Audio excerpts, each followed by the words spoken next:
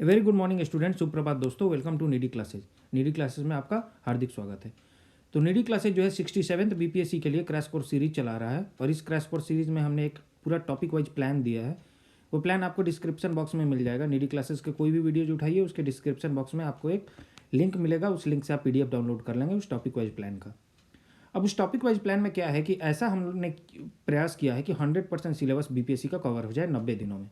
और इस 90 दिनों में हमने पूरे सिलेबस को बांट दिया है एक एक टॉपिक के हिसाब से। उसमें हमने पहले स्टार्ट किया है लूसेंट से, क्योंकि लूसेंट जो है किसी भी पीसीएस एग्जाम के लिए, वन डे एग्जाम के लिए कोई भी बहुत इंपॉर्टेंट है, इसलिए हमने पहले लूसेंट कवर कराया है। लूसेंट में अभी हमारा हिस्ट्री का सीरीज चल रहा है, उस हिस्ट्री में हमें एंशिएंट हिस्ट्री कंप्लीट कर दिया है। मेडिएवल हिस्ट्री में हमने दिल्ली सल्तनत, बहमनी किंगडम, विजयनगर साम्राज्य, भक्ति आंदोलन, सूफी आंदोलन कंप्लीट करा दिया है।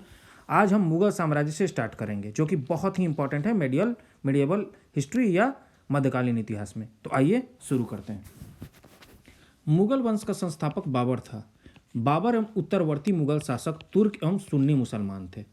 बाबर ने मुगल वंश की स्थापना के साथ ही पादशाही की स्थापना की, जिसके तहत शासक को बादशाह कहा जाता था। तो देखिए, मुगल्स जो हैं जब भारत आते हैं, इब्राहिम लोदी से जब युद्ध करता है पानीपत के प्रथम युद्ध में 1526 ईस्वी में, और इब्राहिम लोदी को जो हराता है बाबर, तो उसके बाद वो मुगल साम्राज्य की नींव डालता है। और बाबर के साथ साथ जो भी उत्तरवर्ती मुगल हैं, बाबर के बाद वाले जो मुगल शासक हैं वो तुर्क्स हैं, तुर्क मुसलमान हैं, मतलब वो टर्की से आए हुए हैं और वो सुन्नी मुसलमान हैं।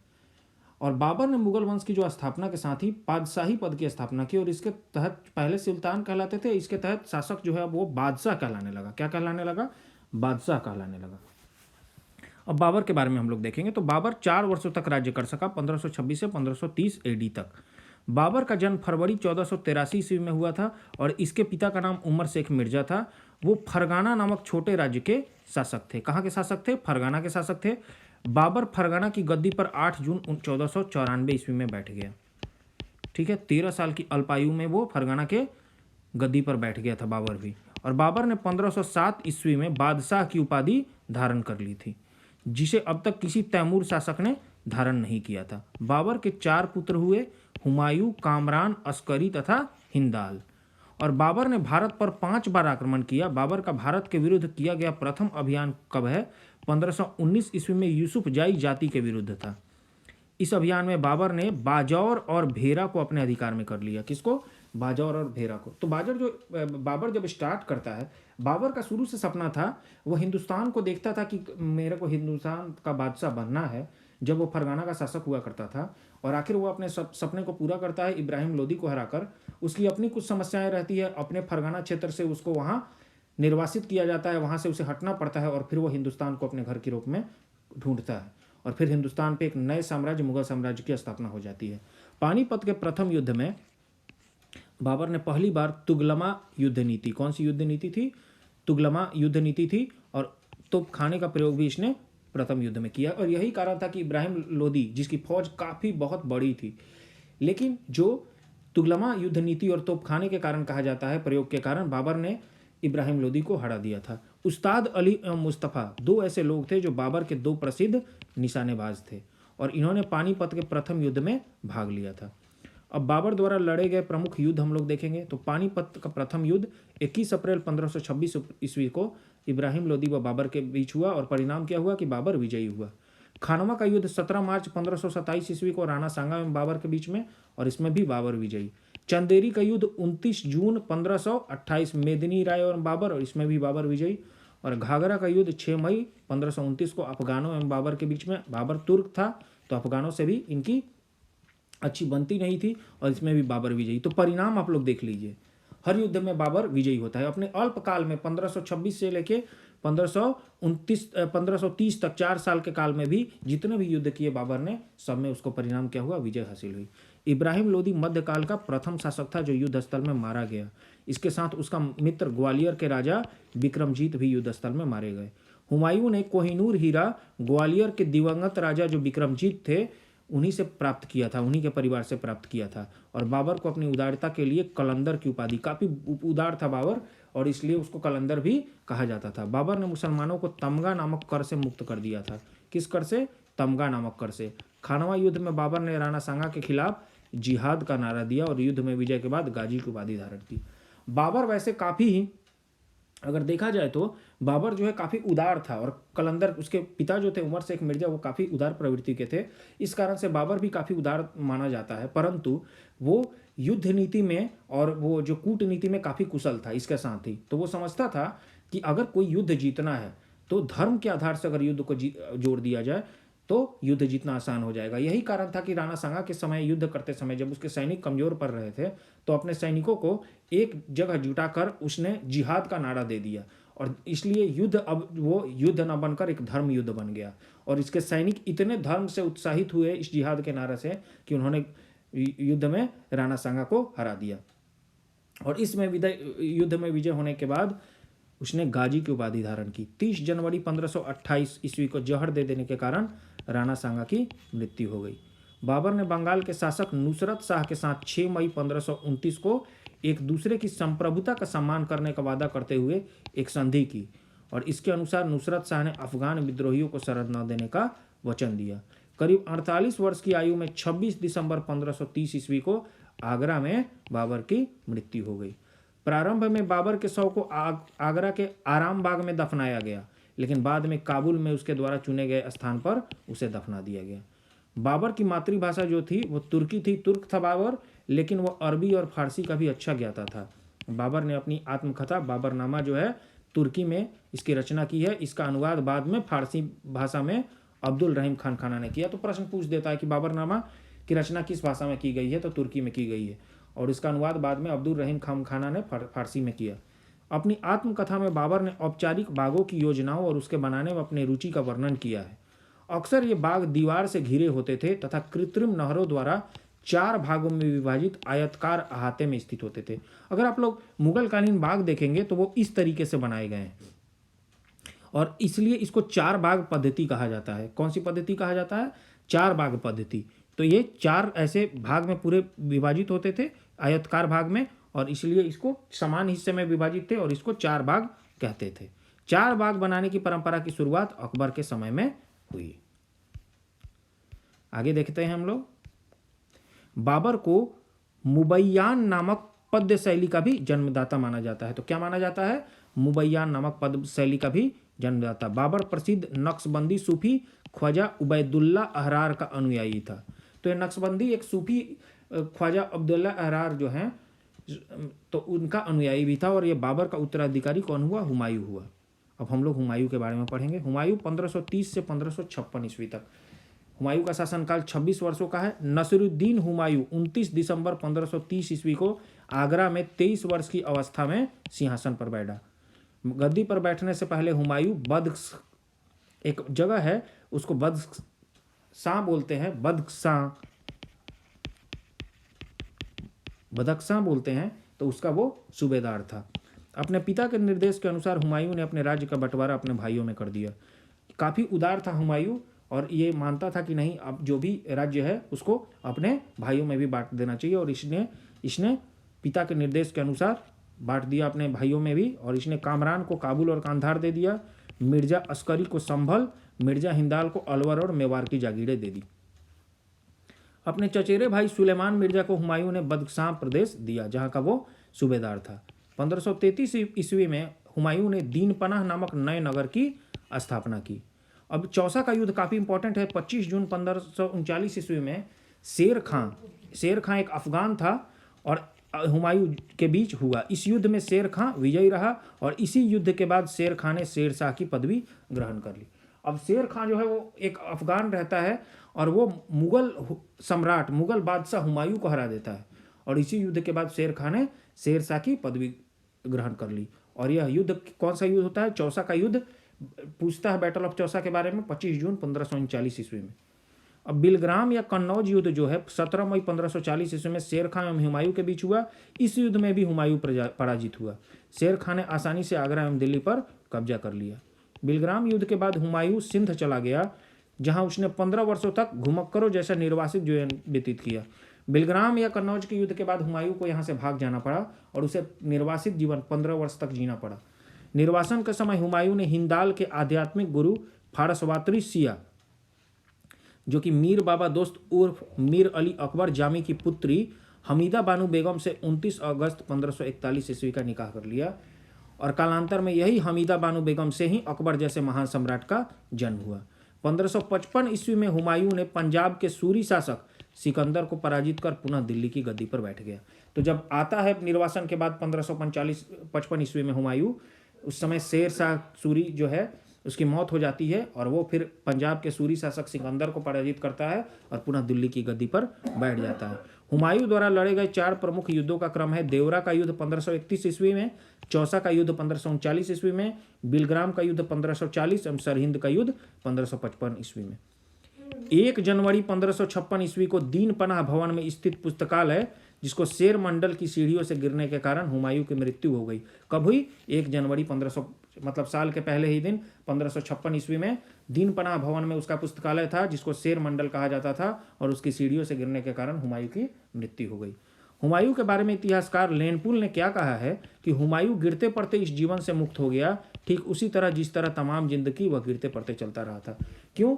अब ऐसा इसलिए कहा गया है कि गिरते पड़ते ही उसका साम्राज्य चला। बीच में काफ़ी ऐसे युद्ध हुए शेर खां के साथ जिसमें उसे हार का सामना करना पड़ा, पराजय का सामना करना पड़ा, यहाँ तक कि उसे 15 वर्षों तक निर्वासित जीवन जीना पड़ा। तो इस प्रकार उसका साम्राज्य गिरते फिरते चला और वैसे ही गिरते पड़ते उसकी मृत्यु हो गई। हुमायूं नामा की रचना गुलबदन बेगम, जो कि हुमायूं की बहन थी, उन्हीं की रचना है, तो काफ़ी इंपॉर्टेंट है ये भी। हुमायूं ज्योतिष में विश्वास करता था, इसलिए इसने सप्ताह के 7 दिन 7 रंग के कपड़े पहनने के नियम बनाए। अब हम लोग शेरशाह के बारे में पढ़ेंगे। 1540 से 1545। सुर साम्राज्य, ये सुर साम्राज्य का संस्थापक था, ये अफगान वंशीय था, शेरशाह सूरी था। और डॉक्टर KR कानूनगो क्या कहते हैं, ये अनुसार हरियाणा प्रांत के नारनौल, जो कि महेंद्रगढ़ स्थान पर इब्राहिम के पुत्र हसन के घर वर्ष 1486 में शेरशाह का जन्म हुआ। परमात्मा शरण का विचार है कि शेरशाह का जन्म वर्ष 1472 में हुआ था। इनके बचपन का नाम फरीद खां था। यह सुर वंश से संबंधित था। इनके पिता हसन खां जौनपुर राज्य के अंतर्गत सासाराम के जमींदार थे।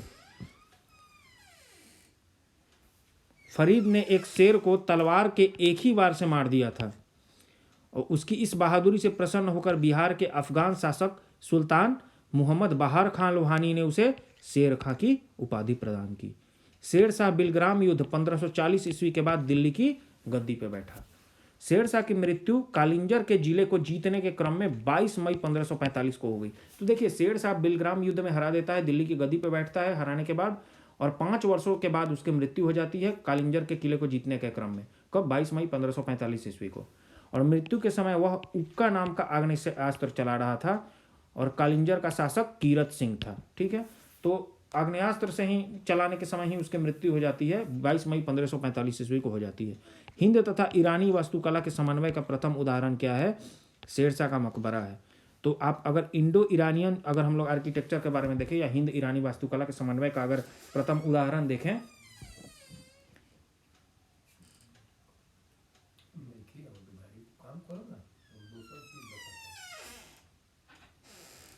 जिसे सासाराम में झील के बीच ऊंचे टीले पर निर्मित किया गया है।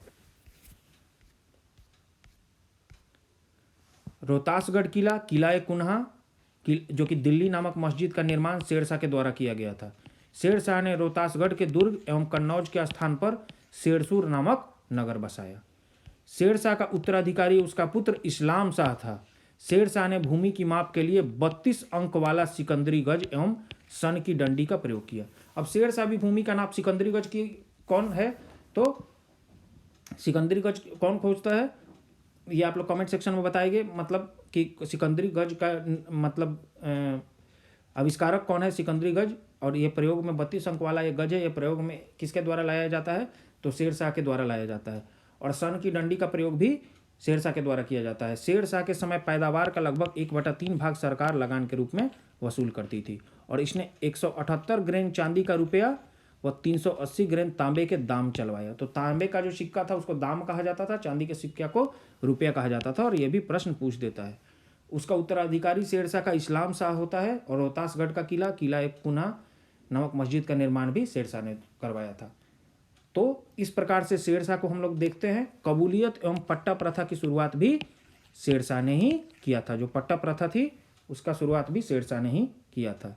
शेर शाह ने 1541 ईस्वी में पाटलिपुत्र को पटना के नाम से पुनः स्थापित किया और इसने ग्रैंड ट्रंक रोड की मरम्मत करवाई। वेरी वेरी इंपॉर्टेंट है, जीटी रोड जो है। डाक प्रथा का प्रचलन शेर शाह के द्वारा ही किया गया। मलिक मोहम्मद जायसी शेर शाह के समकालीन थे, जो जिन्होंने पद्मावत की रचना की, मलिक मोहम्मद जायसी, वो शेर शाह के ही समकालीन थे। तो इसके बाद मुगलों में सबसे महानतम बादशाह अकबर आएंगे 1556 से 1605 ईस्वी तक। सम्राट अकबर का जन्म 15 अक्टूबर 1542 ईस्वी को हमीदा बानो बेगम के गर्भ से अमरकोट के राणा वीर साल के महल में हुआ। तो उनकी माता का नाम क्या था? हमीदा बानो था। अकबर के बचपन का नाम जलाल था और उसका राज्याभिषेक 14 फरवरी 1556 ईस्वी को पंजाब के कलानौर नामक स्थान पे हुआ। कहाँ हुआ? पंजाब के कलानौर नामक स्थान पे हुआ। अब अकबर के समकालीन कुछ शासक हम लोग देख लेंगे। तो रानी एलिजाबेथ जो कि 1558 से 1603 ईस्वी में इंग्लैंड की, शाह अब्बास 1588 से 1629 ईरान, जार जो थे कहाँ? रूस में पहले जार सिस्टम था, पहले जार प्रथा था। तो इवान IV बेसिलिविच जो थे ये रूस के थे 1530 से 1584 ईस्वी, और जार इवान IV बेसिलिविच जो थे इवान द टेरिबल नाम से कुख्यात था। तो ये लोग जो अकबर के समकालीन थे। अब अकबर का जो शिक्षक था वो अब्दुल लतीफ़ ईरानी विद्वान था। ठीक है, तो शिक्षक का नाम क्या है? अब्दुल लतीफ़, और ये कौन है? एक ईरानी विद्वान है। वह जलालुद्दीन मोहम्मद अकबर बादशाह गाजी की उपाधि से राज सिंहासन पर बैठा। तो जो जलाल था, अकबर था, वो जलालुद्दीन मोहम्मद अकबर बादशाह गाजी की उपाधि से राज सिंहासन पर बैठा था। और बैरम खां जो कि एक सिया मतावलंबी था, 1556 से 1560 ईस्वी तक अकबर का संरक्षक रहा। वह बदख्शां का निवासी था। कहाँ का निवासी था वो?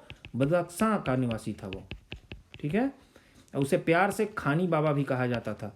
पानीपत की दूसरी लड़ाई, पहली लड़ाई तो हम लोग देख चुके हैं 1526 में। अब दूसरी लड़ाई 5 नवंबर 1556 ईस्वी को अकबर और हेमू के बीच में हुई थी, और इस युद्ध में अकबर की विजय हुई थी। हेमू को एक तीर आके आंख में लग जाती है और इस युद्ध में हेमू मारा जाता है और हेमू की हत्या हो जाती है और हेमू हार जाता है, और पानीपत की दूसरी लड़ाई में अकबर की विजय होती है।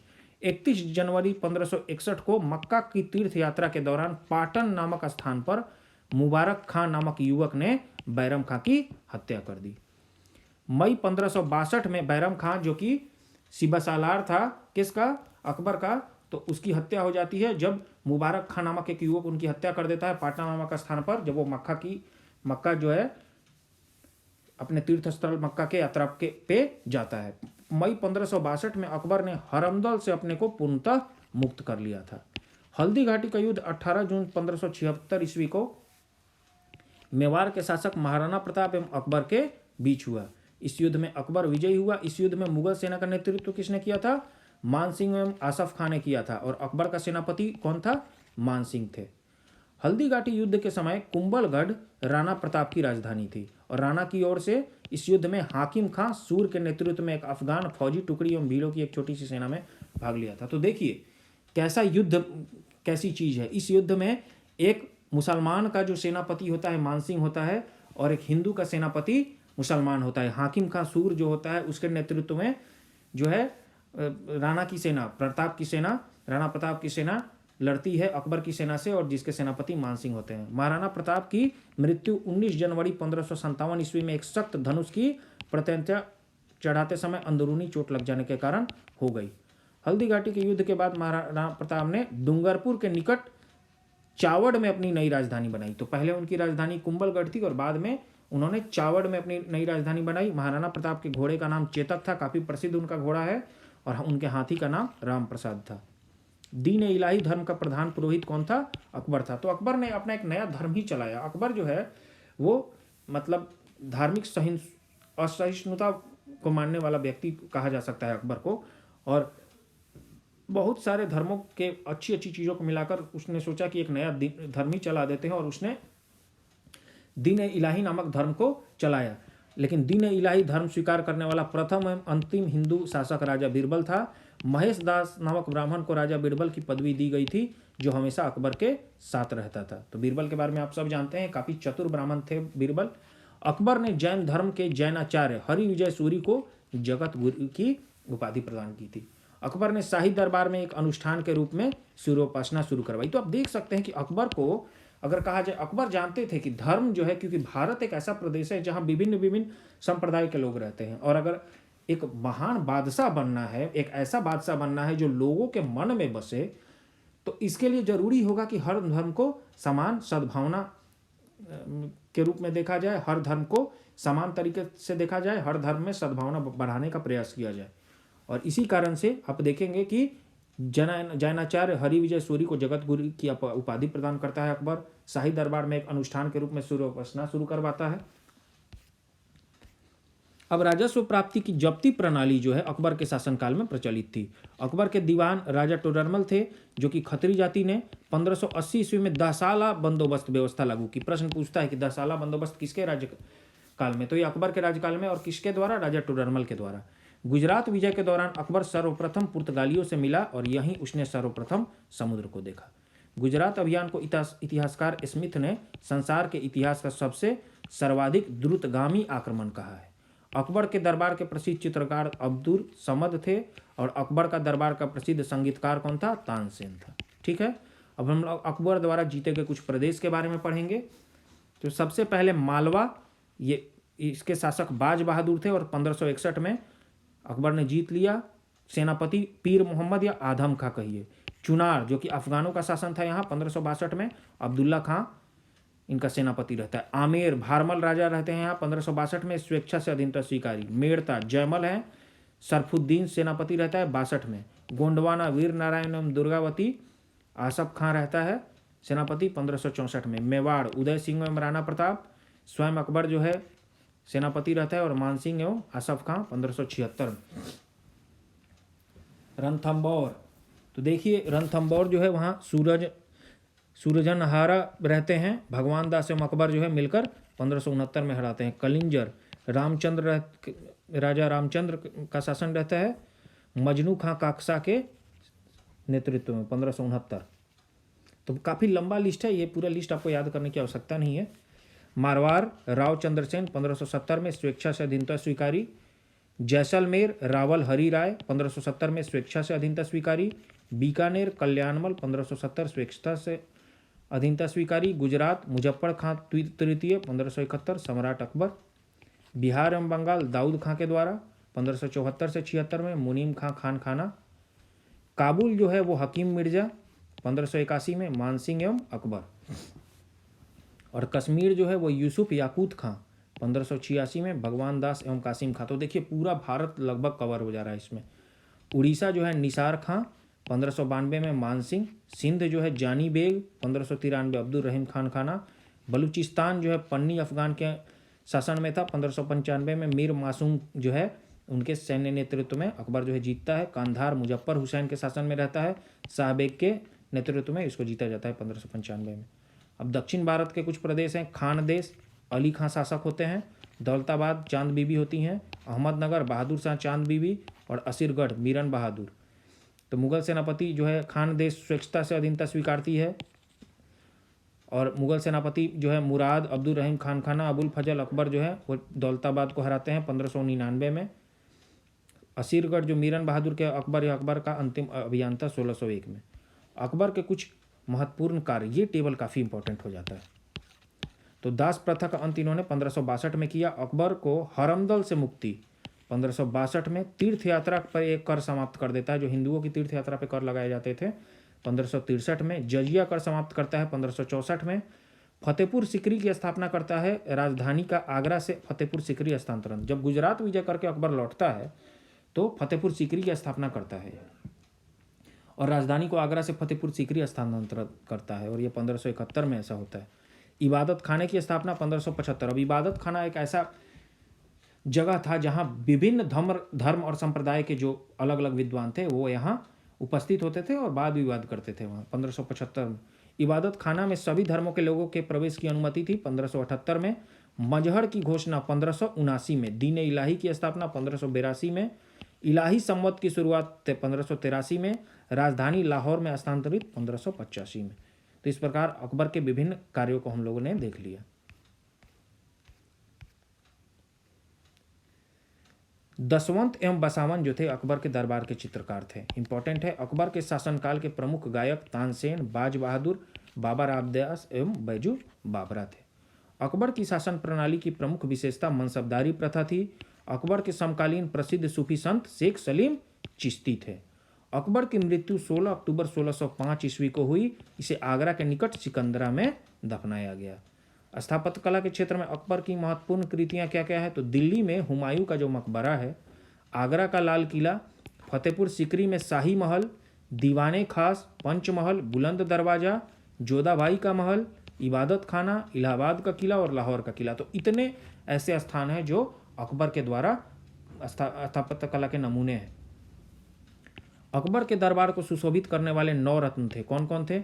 अबुल फजल 1551 से 1602, फैजी 1547 से 1595, तानसेन, बीरबल 1528 से 1583, टोडरमल, राजा मान सिंह, अब्दुल रहीम खाने खाना, फ़कीर अजीउद्दीन, मुल्ला दो प्याजा। तो अकबर के राज्य में 9 रत्न थे और वो 9 रत्न में से 9 लोग जो थे बहुत ही महत्वपूर्ण थे, बहुत ही विशेष व्यक्ति होते थे और उन विशेष व्यक्तियों के नाम जो है यहाँ हैं और वो हर व्यक्ति अपने आप में एक खूबी लिए रहता था। अबुल फजल का जो बड़ा भाई था उसका नाम फैजी था। वो अकबर के दरबार में राजकवि के पद पर आसीन था और अबुल फजल ने अकबरनामा ग्रंथ की रचना की और वह दीन इलाही धर्म का मुख्य पुरोहित भी था। संगीत सम्राट तानसेन का जन्म 1506 ईस्वी में ग्वालियर में एक ब्राह्मण परिवार में हुआ था और इनका असली नाम राम तनु पांडे था। लेकिन इनकी प्रमुख कृतियाँ क्या क्या हैं? मियाँ की टोडी, मियाँ का मल्हार, मियाँ का सारंग और दरबारी कान्हरा। तो जो अकबर के जो तानसेन हैं वो एक ब्राह्मण परिवार में उनका जन्म होता है और इनका असली नाम क्या है? रामतनु पांडे है और इनकी कुछ प्रमुख कृतियां हैं जो आप देख सकते हैं। क्या क्या है? मियाँ की टोडी, मियाँ का मल्हार, मियाँ का सारंग और दरबारी कान्हरा आदि। कंठाभरण वाणी विलास की उपाधि अकबर ने तानसेन को दी थी। तो तानसेन को कौन सी उपाधि दी थी? कंठाभरण वाणी विलास। तानसेन अकबर के दरबार में आने से पूर्व रीवा के राजा, रीवा जो कि मध्य प्रदेश में है, रामचंद्र के राजाश्रय में वे थे। अकबर के काल में स्वामी हरिदास भी एक महान संगीतज्ञ थे और ये वृंदावन में रहकर भगवान की उपासना करते थे।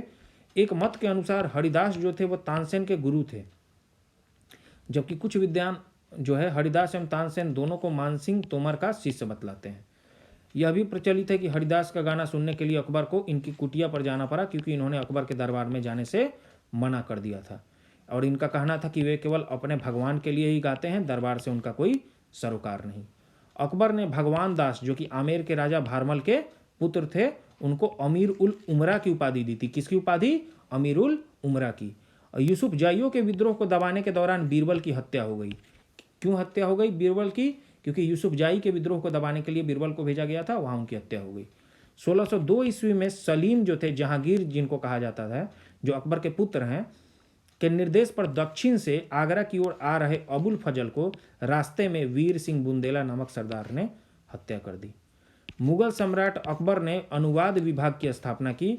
नकीब खां, अब्दुल कादिर बदायूनी तथा शेख सुल्तान ने रामायण एवं महाभारत का फारसी अनुवाद किया। देखिए अकबर कितना, मतलब अकबर जी भी है, उसके दरबार में कितने प्रमुख लोग हैं, कितने शिक्षित लोग हैं, कितने विद्वान लोग हैं। रामायण एवं महाभारत का फारसी अनुवाद अकबर के दरबार में किसने किया? अब्दुल कादिर बदायूनी तथा शेख सुल्तान ने किया। महाभारत का नाम रजमनामा इन्होंने रखा, युद्धों की पुस्तक रखा। पंचतंत्र का फारसी भाषा में अनुवाद अबुल फजल ने अनवर ए सादात नाम से तथा मौला हुसैन फैज ने यारे नामदास से किया। तो यारे दानिश नाम से किसने किया? मौला हुसैन फैज ने किया और अनवर ए सादात नाम से किसने किया? अबुल फजल ने किया। अब हाजी इब्राहिम सरहदी ने अथर्ववेद का, मुल्ला शाह मोहम्मद ने राज तरंगिनी, किसकी है राज तरंगिनी? कल्लहन की रचना है।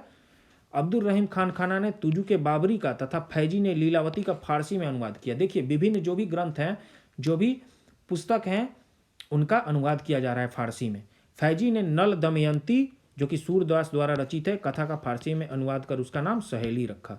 ये सब एक एक जो है वो प्रश्न बन जाएंगे, एक एक लाइन जो है प्रश्न है, सब वन लाइनर है, सब इंपॉर्टेंट है, सबको आपको ध्यान से देखना होगा। ठीक है,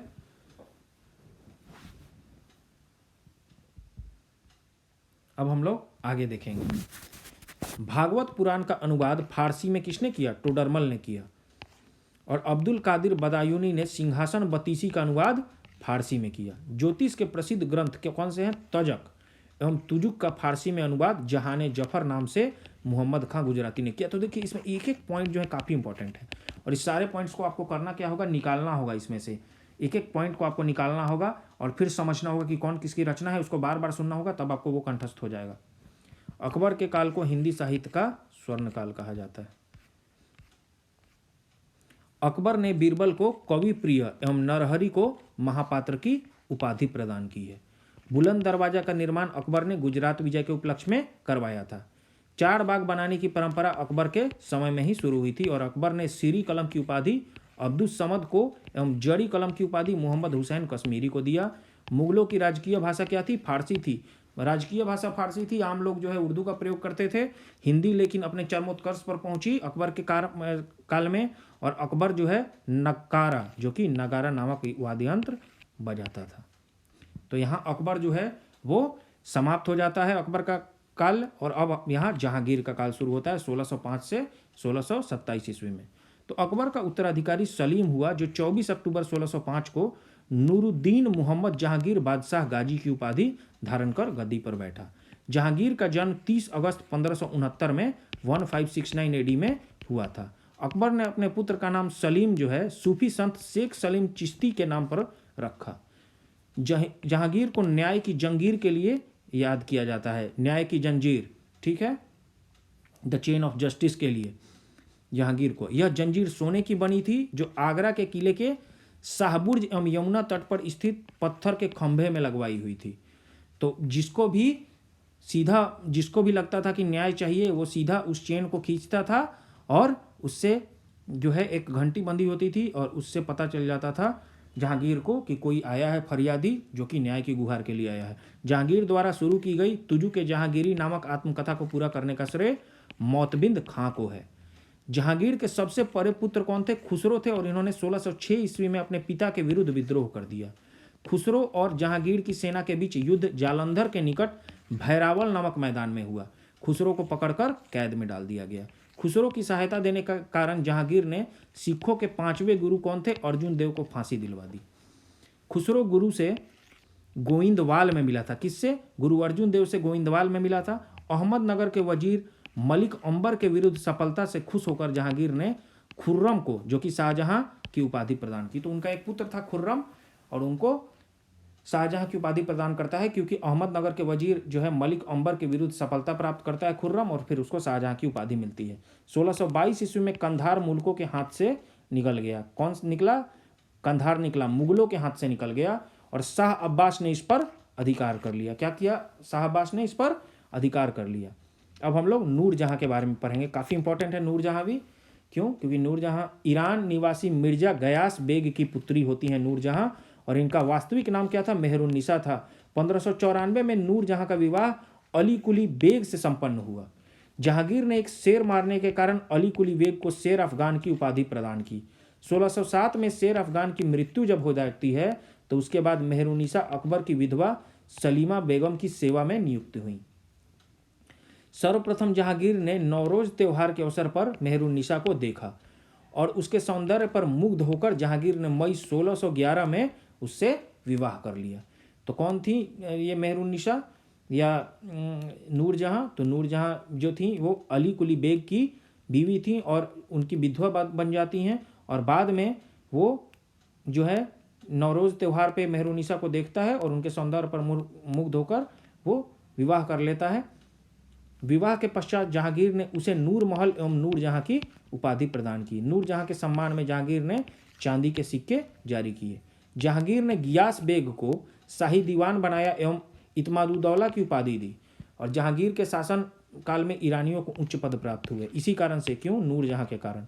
लाडली बेगम शेर अफगान एवं मेहरुन्निसा की पुत्री थी, जिसकी शादी जहांगीर के पुत्र शहरयार के साथ हुई थी। तो लाडली बेगम कौन है, शेर अफगान एवं मेहरुन्निसा की पुत्री थी, और उसकी शादी जहांगीर के पुत्र शहरयार के साथ हुई थी। नूरजहां की मां असमत बेगम ने गुलाब से इत्र निकालने की विधि खोजी थी। महावत खां ने झेलम नदी के तट पर 1626 ईस्वी में जहांगीर, नूरजहां एवं उसके भाई आसफ खां को बंदी बना लिया था। किसने, महावत खां ने। अब जहांगीर के 5 पुत्र हुए, खुसरो, परवेज, खुर्रम, शहरयार और जहानदार। 28 अक्टूबर 1627 ईस्वी को भीमवार नामक स्थान पर जहांगीर की मृत्यु हो गई। उसे शहादरा लाहौर में रावी नदी के किनारे दफनाया गया है। मुगल चित्रकला अपने चरमोत्कर्ष पर जहांगीर के शासनकाल में ही पहुंची। अब जहांगीर के दरबार के कुछ प्रमुख चित्रकारी के बारे में हम लोग देखेंगे। वो आगा रजा, अबुल हसन, मोहम्मद नासिर, मोहम्मद मुराद, उस्ताद मंसूर, विशन दास मनोहर एवं गोवर्धन, फारूक बेग और दौलत। जहांगीर ने आगा रजा के नेतृत्व में आगरा में एक चित्रणशाला की स्थापना की। किसकी स्थापना की जहांगीर ने आगा रजा के नेतृत्व में? आगरा में एक चित्रणशाला की स्थापना की। तो हमजा नामा का विषय क्या है? चित्रकला है। चित्रकला अपने चरमोत्कर्ष पर, देखिए जब जहांगीर आता है तो जहांगीर जो है शासन में उतना जो है अकबर के समान शासन में उसको उत्कृष्टता हासिल नहीं है, लेकिन जब जो भी कला के क्षेत्र में उसको बहुत निपुणता हासिल है। और कला के क्षेत्र में चित्रकला जो है मुगल काल में अपने चरमोत्कर्ष पे पहुंच जाती है जहांगीर के समय में। और उसके दरबार में बहुत अच्छे अच्छे चित्रकार रहते हैं। जैसे उस्ताद मंसूर एवं अबुल हसन को जहांगीर ने क्रमशः नादिर अल उस एवं नादिरुज्जमा की उपाधि प्रदान की। अबुल हसन को क्या दिया? नादिरुज्जमा। और उस्ताद मंसूर को क्या दिया? नादिर अल उस की उपाधि दी। और इसने संस्कृत के कवि जगन्नाथ को पंडित राज की उपाधि दी। जहांगीर ने अपनी आत्मकथा में लिखा कि कोई भी चित्र, चाहे वह किसी मृतक व्यक्ति या जीवित व्यक्ति द्वारा बनाया गया हो, मैं देखते ही तुरंत बता सकता हूं कि यह किस चित्रकार की कृति है। यदि किस चेहरे पर आंख किसी एक चित्रकार ने, भौं किसी और ने बनाई है, तो यह भी जान लेता हूं कि आंख किसने और भौं किसने बनाई है। सोचिए कितना ज़्यादा उसको कला में रुचि थी कि ऐसा लिखा है उसने। जहांगीर के समय को चित्रकला का स्वर्णकाल कहा जाता है। इत्मादुद्दौला का मकबरा 1626 ईस्वी में नूरजहां बेगम ने बनवाया। इत्मादुद्दौला का मकबरा बनवाया। नूरजहां के ये क्या है? पिता हैं। और मुगलकालीन वास्तुकला के अंतर्गत निर्मित यह प्रथम ऐसी इमारत है जो पूर्ण रूप से बेदाग सफ़ेद संगमरमर से निर्मित है। और सर्वप्रथम इसी इमारत में पित्रादुरा नामक जराऊ काम किया गया। पित्रादुरा जो देखेंगे आप लोग, मुगलकालीन जो भी भवन बने उसमें पित्रादुरा एक पद्धति जो कि जराऊ काम है वो देखने को मिलेगी। तो सर्वप्रथम इत्मादुद्दौला के मकबरे में आपको ये देखने को मिलेगा। और यह इत्मादुद्दौला का जो मकबरा है वो बेदाग सफ़ेद संगमरमर से बना हुआ है। अशोक के कौशाम्बी स्तंभ, जो कौशाम्बी का अशोक का स्तंभ है जो कि वर्तमान में प्रयाग में है, पर समुद्रगुप्त की प्रयाग प्रशस्ति तथा जहांगीर का लेख उत्कीर्ण है। दोनों, अब अशोक का जो स्तंभ है उसमें समुद्रगुप्त की प्रयाग प्रशस्ति भी और जहांगीर का लेख भी उत्कीर्ण है। तो एक ही स्तंभ लेख है लेकिन उस पर तीन तीन राजा जैसे अशोक, समुद्रगुप्त और जहांगीर के लेख का उत्कीर्णन है। जहांगीर के मकबरा का निर्माण नूरजहां ने करवाया था। अब जहांगीर के शासनकाल में कैप्टन हॉकिंस आए थे। प्रथम अंग्रेज sir Thomas Roe, William Finch एवं एडवर्ड टेरी जैसे यूरोपीय यात्री आए थे। कैप्टन हॉकिंस आए, फिर प्रथम अंग्रेज सर थॉमस रो आए, विलियम फिंच आए और डेविड टेरी आए जो कि यूरोपीय यात्री थे। तो इसके बाद जहांगीर समाप्त है यहाँ से, और यहाँ से फिर शाहजहां का शासनकाल शुरू होता है। 1627 से 1657 ईस्वी में तक शाहजहां का शासनकाल चलेगा। जहांगीर के बाद सिंहासन पर शाहजहां बैठा और जोधपुर के शासक मोटा राजा उदय सिंह की पुत्री जगत गोसाई के गर्भ से 5 जनवरी 1592 ईस्वी को खुर्रम शाहजहां का जन्म लाहौर में हुआ था। 1612 ईस्वी में खुर्रम का विवाह आसफ खां की पुत्री अर्जुमंद बानो बेगम से हुआ, जिसे शाहजहां ने मल्लिकाए जमानी की उपाधि प्रदान की। तो देखिए, एक उदय सिंह की पुत्री जगत गोसाई के गर्भ से जहांगीर का जन्म होता है और जहांगीर जो है वो आसफ खां की पुत्री अर्जुमंद बानो बेगम से विवाह करता है और शाहजहां जो है उसको मल्लिकाए जमानी की उपाधि प्रदान करता है। 7 जून 1631 में प्रसव पीड़ा के कारण उनकी मृत्यु हो जाती है। किसकी? मल्लिकाए जमानी की। 4 फरवरी 1628 को शाहजहां आगरा में अबुल मुजफ्फर साहबुद्दीन मोहम्मद साहिब किरण सानी की उपाधि प्राप्त कर सिंहासन पर बैठा। लंबी लंबी उपाधियां लेकर ये लोग शासन पर बैठते थे। अबुल मुजफ्फर साहबुद्दीन मोहम्मद साहिब किरण सानी की उपाधि। शाहजहां ने आसफ खां को वजीर पद एवं महावत खां को खानखाना की उपाधि प्रदान की। इसने नूरजहां को 2 लाख रुपए प्रतिवर्ष की पेंशन देकर लाहौर जाने दिया, जहां 1645 ईस्वी में उनकी मृत्यु हो गई। अपनी बेगम मुमताज महल की याद में शाहजहां ने ताजमहल का निर्माण आगरा में उसकी कब्र के ऊपर करवाया। उस्ताद ईसा ने ताजमहल की रूपरेखा तैयार की थी। ताजमहल का निर्माण करने वाला मुख्य स्थापत्य कलाकार कौन था? उस्ताद अहमद लाहौरी था। तो देखिए, मुख्य स्थापत्य कलाकार था उस्ताद अहमद लाहौरी और रूपरेखा किसने तैयार किया था? उस्ताद ईसा ने। मयूर सिंहासन का निर्माण शाहजहां ने करवाया था। जो पीकॉक थ्रोन था उसका किसने निर्माण करवाया था? शाहजहां ने। और इसका मुख्य कलाकार कौन था? बेबादल खां था। बादशाह के सिंहासन के पीछे पित्रादूरा के जड़ाऊ काम की एक श्रृंखला बनाई गई थी। पित्रादूरा क्या है? एक पद्धति है, मुगल कालीन पद्धति है, जो भवनों में या अन्य जो है जो भी सिंहासन होते थे उन पे एक काम होता था, जड़ाऊ काम, और उसमें छोटे छोटे फूल पत्तियों के जो भी जैसे ये एक श्रृंखला बनाई जाती थी, जिसे पौराणिक यूनानी के देवता आर्फिसियस को वीणा बजाते हुए चित्रित किया गया है। शाहजहां के शासनकाल को स्थापत्य कला का स्वर्णयुग कहा जाता है। तो प्रश्न आ जाएगा कि स्थापत्य कला का स्वर्णयुग तो ये शाहजहां, चित्रकला का संयुग तो जहांगीर। शाहजहां द्वारा बनवाई गई प्रमुख इमारतें कौन है? दिल्ली का लाल किला है, दीवाने आम है, दीवाने खास है, दिल्ली का जामा मस्जिद, आगरा का मोती मस्जिद, ताजमहल एवं लाहौर किला स्थित शीश महल आदि है। तो ये इंपॉर्टेंट लाइन है, बहुत बहुत इंपॉर्टेंट है, क्योंकि इसमें सारी वो इमारतों का नाम दिया हुआ है। एक एक इमारत को आप लोग अच्छे से देखेंगे कि कौन कौन इमारत किसके द्वारा बनवाया गया है। हुमायूं के मकबरा को ताजमहल का पूर्ववर्ती माना जाता है। अब हुमायूं का मकबरा है, उसको माना जाता है कि यह ताजमहल के पहले बना है। शाहजहां ने 1632 में अहमदनगर को मुगल साम्राज्य में मिला लिया। ठीक है। शाहजहां ने 1638 ईस्वी में 1638 एडी में अपनी राजधानी को आगरा से दिल्ली लाने के लिए यमुना नदी के दाहिने तट पर क्या किया? शाहजहानाबाद की नींव डाली। आगरे के जामा मस्जिद का निर्माण शाहजहां की पुत्री जहां आरा ने करवाई। वेरी वेरी इंपॉर्टेंट हो जाता है ये। शाहजहां के दरबार के कुछ प्रमुख चित्रकार हैं, मोहम्मद फकीर व मीर हासिम थे। वह प्रमुख संस्कृत कवि कौन कौन है? वंशीधर मिश्र एवं हरिनारायण मिश्र थे। शाहजहां ने संगीतज्ञ लाल खां को गुण समंदर की उपाधि एवं संगीतज्ञ जगन्नाथ, जो हिंदी का कवि भी था, को महाकविराज की उपाधि से सम्मानित किया था। शाहजहां के पुत्रों में कौन कौन था? दारा शिकोह सर्वाधिक विद्वान था। इसने भगवत गीता, योग वशिष्ठ, उपनिषद एवं रामायण का अनुवाद फारसी में करवाया। बहुत विद्वान व्यक्ति था, बहुत उदार व्यक्ति था दारा शिकोह, और इसने सरे अकबर महान रहस्य नाम से उपनिषदों का भी अनुवाद करवाया था। दारा शिकोह कादरी सिलसिले के मुल्ला शाह बदख्शी का शिष्य था। अब एक सूफी जो सिलसिला है कादरी सिलसिला, उनके जो मुल्ला शाह बदख्शी जो हैं प्रवर्तक थे, तो उन्हीं का वो शिष्य था। शाहजहां ने दिल्ली में, तो प्रश्न पूछता है कि दारा शिकोह किस सिलसिले का था? कादरी सिलसिले का था। शाहजहां ने दिल्ली में एक कॉलेज का निर्माण एवं दारुल बका नामक कॉलेज की मरम्मत कराई। ठीक है।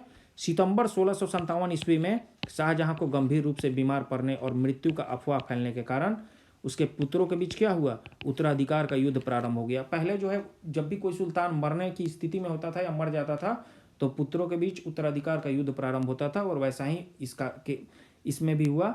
और उस समय सूजा जो है वो बंगाल का, मुराद गुजरात एवं औरंगजेब जो है वो दक्कन में था। दक्षिण में औरंगजेब था। 15 अप्रैल 1658 ईस्वी में दारा एवं औरंगजेब के बीच धर्मट का युद्ध हुआ, और इस युद्ध में दारा की पराजय हुई। अब सामूगढ़ का युद्ध हम लोग देखेंगे। 29 मई 1658 ईस्वी को दारा एवं औरंगजेब के बीच युद्ध हुआ। सामगढ़ का युद्ध 29 मई 1658 ईस्वी को। इस युद्ध में भी दारा की हार हुई। उत्तराधिकार का अंतिम युद्ध जो है वो देवराई की घाटी में मार्च 1659 में हुआ। देखिए 1.5 साल तक ये उत्तराधिकार का युद्ध चला। एक धर्मट का युद्ध हुआ, सामगढ़ का युद्ध हुआ, देवराई की घाटी का युद्ध हुआ, और इस युद्ध में दारा के पराजित होने पर इसे इस्लाम धर्म की अवहेलना करने के अपराध में 30 अगस्त 1659 ईस्वी को इसको हत्या कर दी गई थी। दारा शिकोह ने अपना निर्वासित जीवन अलवर राजस्थान के कंकबाड़ी किला में बिताया, और इस किला का निर्माण जयसिंह द्वितीय ने किया था। King of Lofty Fortune, Shah बुलंद इकबाल के रूप में दारा शिकोह को जाना जाता है। और 8 जून 1658 को औरंगजेब ने शाहजहां को बंदी बना लिया। आगरा के किले में अपने कैदी जीवन के 8वें वर्ष अर्थात 22 जनवरी 1686 को 74 वर्ष की अवस्था में शाहजहां की मृत्यु हो गई। अब औरंगजेब के बारे में हम लोग पढ़ेंगे। औरंगजेब 1658 से 1707 ईस्वी में। औरंगजेब का जन्म 24 अक्टूबर 1618 ईस्वी को दोहाद गुजरात नामक स्थान पर हुआ था, और औरंगजेब के बचपन का अधिकांश समय नूरजहां के पास बीता। 18 मई 1637 को फारस के राजघराने की दिलरास बानो बेगम के साथ, फारस की राजघराने की हैं ये दिलरास बानो बेगम के साथ औरंगजेब का निकाह हो जाता है। और आगरा पर कब्जा कर जल्दबाजी में औरंगजेब ने अपना राज्याभिषेक अब्दुल मुजफ्फर मुहिउद्दीन मुहम्मद औरंगजेब बहादुर आलमगीर बादशाह गाजी, देखिए कितने लंबे लंबे नाम रखकर और कितनी बड़ी उपाधि रखकर ये अपने आप को सुल्तान के रूप में या बादशाह के रूप में अपने आप को जनता के समक्ष ये लोग पेश करते थे। की उपाधि से 31 जुलाई 1658 को कराया। देवराई की युद्ध में सफल होने के बाद 15 मई 1659 को औरंगजेब ने दिल्ली में प्रवेश किया और शाहजहां के शानदार महल में 5 जून 1659 को दूसरी बार राज्याभिषेक कराया। तो पहली बार तो राज्य अभिषेक जो है आगरा में हुआ, दूसरी बार राज्य अभिषेक कहाँ होता है? दिल्ली में होता है। औरंगजेब के गुरु कौन थे? मीर मोहम्मद हकीम थे। औरंगजेब जो है वो सुन्नी धर्म को मानता था और उसे जिंदा पीर कहा जाता था। बहुत इंपॉर्टेंट है, जिंदा पीर किसे कहा गया है? औरंगजेब को कहा गया है। जयसिंह एवं शिवाजी के बीच पुरंदर की संधि 22 जून 1665 ईस्वी को संपन्न हुई। मई 1666 ईस्वी को आगरा के किले के दीवाने आम में औरंगजेब के समक्ष शिवाजी उपस्थित हुए और यहाँ शिवाजी को कैद कर जयपुर भवन में रखा गया।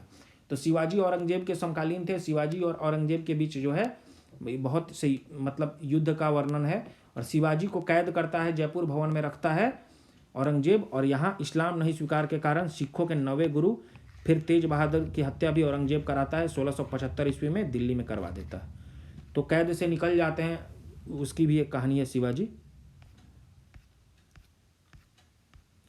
औरंगजेब ने 1679 एडी में जजिया कर को पुनः लागू कर दिया। तो इसलिए ये कट्टर था, मुगल साम्राज्य में ये कट्टर शासक था औरंगजेब। और ये चूँकि सुन्नी भी था, ये और मुगलों की तरह सुन्नी था, लेकिन ये कट्टर था, कट्टर इस्लामी था। और ये जो है अपने काजियों और धर्म गुरुओं की बातों को बहुत मानता था और इसलिए इसने फिर से जजिया कर को पुनः लागू किया। औरंगजेब ने बीबी का मकबरा का निर्माण 1679 ईस्वी में औरंगाबाद महाराष्ट्र में करवाया। बहुत इंपॉर्टेंट है, बार बार प्रश्न पूछता है बीबी का मकबरा कहाँ है, इसका निर्माण किसने कराया। 1686 ईस्वी में बीजापुर एवं 1687 ईस्वी में गोलकुंडा को औरंगजेब ने मुगल साम्राज्य में मिला लिया। मदन्ना एवं अकन्ना नामक ब्राह्मणों का संबंध गोलकुंडा के शासक अबुल हसन से था। औरंगजेब के समय हुए जाट विद्रोह का नेतृत्व गोकुला एवं राजा राम ने किया था। किसने किया था जाट विद्रोह का नेतृत्व? औरंगजेब के समय ही गोकुला एवं राजा राम ने किया था। और 1670 ईस्वी में तिलपत की लड़ाई में जाट परास्त हुए। किसकी लड़ाई में? तिलपत की लड़ाई में जाट परास्त हुए। गोकुल को मौत के घाट उतार दिया गया। इसके बावजूद जाटों ने 1685 ईस्वी में राजा राम के नेतृत्व में पुनः विद्रोह किया। अब जाट जो थे वो विद्रोह करते रहते थे। और क्यों विद्रोह करते थे? क्योंकि जाट जो थे वो शुरू से लड़ाके प्रवृत्ति के थे और वो अपने आप को नतमस्तक नहीं करते थे, वो युद्ध करना जानते थे अच्छी तरह से और वो विद्रोह इसीलिए करते थे। इन जाटों ने सिकंदरा में स्थित अकबर के मकबरे को भी लूटा।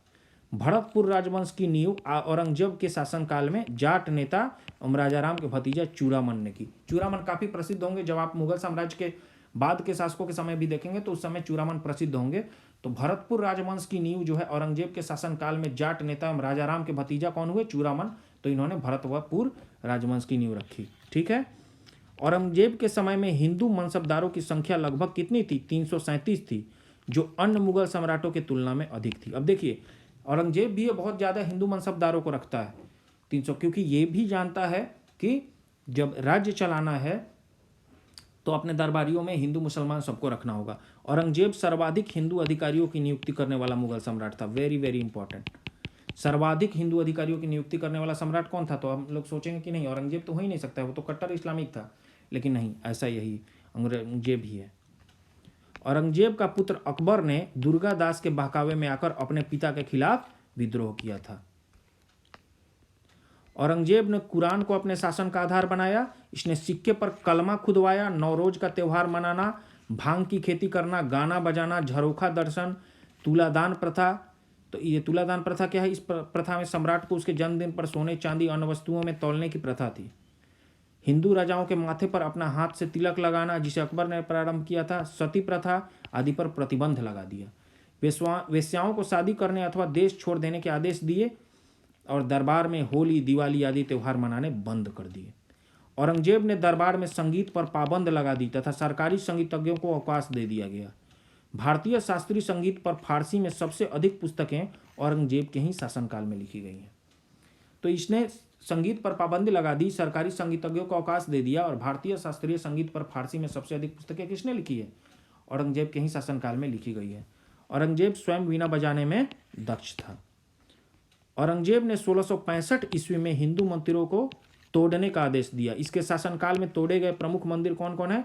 तो पाटन का सोमनाथ का मंदिर, बनारस का विश्वनाथ मंदिर जो बाबा विश्वनाथ का मंदिर है, एवं वीर सिंह देव द्वारा जहांगीर काल में मथुरा ने निर्मित केशव देव राय मंदिर जो थे ये तोड़े गए उसके प्रमुख मंदिर है। औरंगजेब की मृत्यु 20 फरवरी 1707 ईस्वी को हो गई और इसे खुलदाबाद जो अब रोजा कहलाता है में दफनाया गया। और औरंगजेब के समय सूबों की संख्या कितनी थी? प्रश्न पूछता है, 20 थी। औरंगजेब दारुल हर्ब काफिरों का देश को दारुल इस्लाम इस्लाम का देश में परिवर्तित करने को अपने महत्वपूर्ण लक्ष्य मानता है कि जो भी जहाँ मूर्ति पूजक हैं, जहाँ ये लोग काफिरों का देश है, दारुल हर्ब है, तो वो कहता है कि दारुल हर्ब को मैं दारुल इस्लाम में इस्लाम के देश में बदल दूंगा और यही मेरा क्या है महत्वपूर्ण लक्ष्य है। औरंगजेब के शासनकाल में मुगल सेना में सर्वाधिक हिंदू सेनापति थे और फ्रांसीसी यात्री जो फ्रांकोइस बर्नियर है यही औरंगजेब का यही चिकित्सक हुआ करता था। तो इस प्रकार से मुगल साम्राज्य जो है उसके प्रमुख जो भी मुगल साम्राज्य के शासक हैं उनके बारे में हमने यहाँ पढ़ लिया। और अब अगले लेक्चर से हम लोग मुगल शासन व्यवस्था के बारे में पढ़ेंगे, शिवाजी के बारे में पढ़ेंगे, शिवाजी के शासन व्यवस्था के बारे में पढ़ेंगे। तो तब तक के लिए आप लोग नीडी क्लासेस चैनल को सब्सक्राइब कर लें। काफ़ी डिटेल्ड में ये लेक्चर काफ़ी लंबा होगा, ये जो भी पार्ट आएगा ये काफ़ी लंबा पार्ट आएगा, इसमें बहुत सारे टॉपिक्स हैं, बहुत सारे टॉपिक कवर किए हैं। तो इस वीडियो को आप लोग जितने बार देखें वो कम है, बार बार देखें, पहले 1x स्पीड में, फिर अगर बार बार रिवीजन मोड में आए तो 1.5x में देख सकते हैं आप लोग। पहले बार बार देखें और तब तक देखें जब तक आप लोग को ये कंठस्थ ना हो जाए। वीडियो पसंद आए तो लाइक करें, दोस्तों के साथ शेयर करें और अपना कीमती कमेंट सुझाव के रूप में हमें जरूर दें, फीडबैक दें, जिससे हमें पता चले कि हमें कहाँ सुधार की आवश्यकता है। तो सबसे पहले आप लोग नीडी क्लासेस चैनल को सब्सक्राइब कर लें ताकि आपका एक भी वीडियो मिस ना हो। पूरे topic wise plan, descriptive plan है हमारा, जिसमें हम लोग पूरा 67 बीपीएससी का क्रैश कोर्स लेके आए हैं और एक एक चीज़ को हम लोग खत्म कर देंगे 90 दिनों में। तो उसका डिटेल्ड प्लान आप लोग डिस्क्रिप्शन बॉक्स से ले लें।